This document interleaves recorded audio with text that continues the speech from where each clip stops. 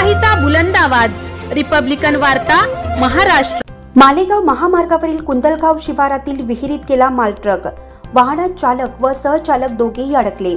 नाशिक जिल्ह्यातील मालेगावकडून येणाऱ्या मालवाहू क्रमांक TN 88 P1560 पहाटेच्या वेळेला कुंदलगाव शिवारातील अपघात होऊन मालट्रक विहिरीत गेला आहे। या अपघातामध्ये चालक आणि सहचालक गाडीत अडकले असल्याची माहिती समोर आली आहे। मालवाहू गाडी मालेगाव येथून बीड येथे कांदा माल भरण्यासाठी जात असताना हा अपघात घडला असून गाडीतील चालक गाडीत असल्याने त्यांना वाचवण्यासाठी धडपड करण्यात येत आहे। रिपब्लिकन वार्तासाठी नांदगाव प्रतिनिधी मुक्ताराम बागुल, नाशिक।